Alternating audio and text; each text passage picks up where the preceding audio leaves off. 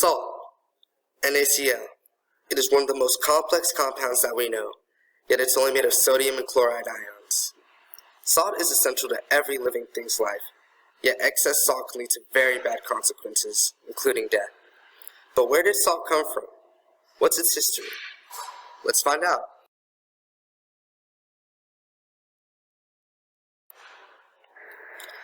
Let's take a look at the historical time frame. The importance of salt parallels with the beginning of human civilization, before any history was recorded. This is partially because of our need for salt in our diet. Also, in Europe, it was known as white gold due to the way it boosted the economy.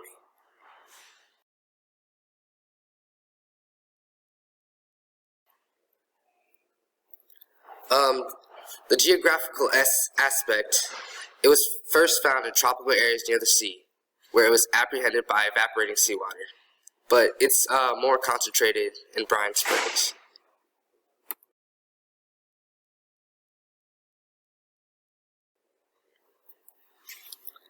The individuals involved. The Greek historian Herodotus reported a salt mine in 425 BC, which marked the beginning of salt trade. Also, the Swedish chemist Svante August Arrhenius first proposed the idea of oppositely charged ions as an explanation for the structure and properties of salts and their solutions in 1887.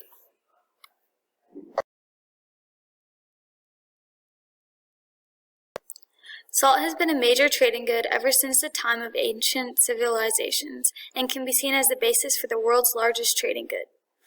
Many towns still rely on salt as a major source of their income.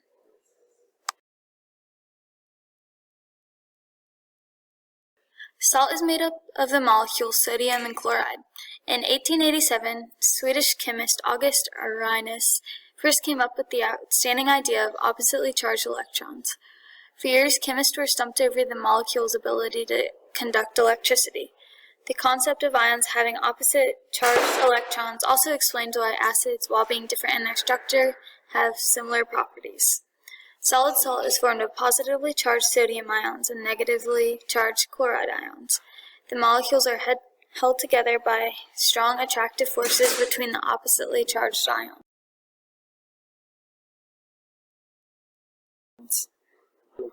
There are many processes to isolate usable salt molecules, but three main processes. The first is boiling salt water.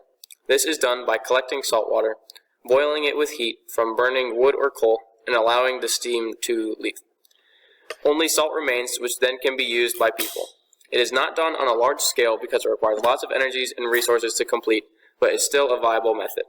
Evaporation is another method to isolate usable salt molecules. This process consists of collecting salt water from the ocean, placing it in shallow containers, and letting the water evaporate.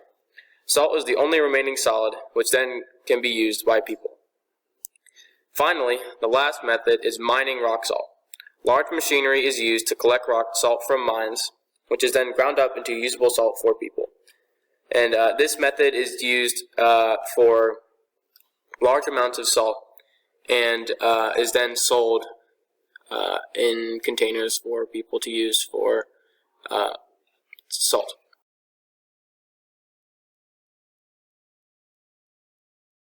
Here's a little more about the molecules of salt. First, as we mentioned before, it's an ionic solid of positive and negatively charged particles. It is a polar molecule because of differences in electronegativity between the sodium and chloride. It is relatively stable as a solid, and it dissolves in water, but otherwise doesn't react as a solid. But when it's in its aqueous form, it can react with other solutions to create different metal chlorides depending on the anion. Salt is used in medicine some, used in saline solution for contacts, like instead of glasses, and it doesn't have much impact on the environment. But one example is how salt can damage the environment when it is laid in excess to prevent icing of the roads, and then that salt runs off into bodies of water and can hurt the fish and the water ecosystems. In today's society, there are many uses for salt. First is that it is commonly used in food and as part of your diet. It can be used as a preservative in some foods. For example, people salted meat to allow it to be stored without refrigeration. Salted meat can last longer than natural meat without refrigeration, and salting meat was more commonly done before the invention of refrigerators, but it's still done today when refrigeration is not available. Salt is also used as seasoning on many foods. If a food tastes bland or unappetizing, salt is often added to improve the flavor. Many people do not like the taste of salt by itself, but it makes other foods taste much better. Salt can also be used in manufacturing. NaCl can be made into other compounds, which are often used as starting materials for many processes of manufacturing. For example, sodium carbonate, or baking soda, which is made from NaCl, can be used to make soap and is often a cleaning agent around the house. Sodium hydroxide, or caustic acid, which is also made from NaCl, is used to manufacture many materials such as rayon, cellophane, soaps, detergents, petroleum products, paper, and pulp. Caustic soda can also be used to remove aluminum metal from aluminum ore, which is mined in aluminum mines. Both caustic and baking soda are very useful materials in manufacturing and are derived from the salt molecules NaCl.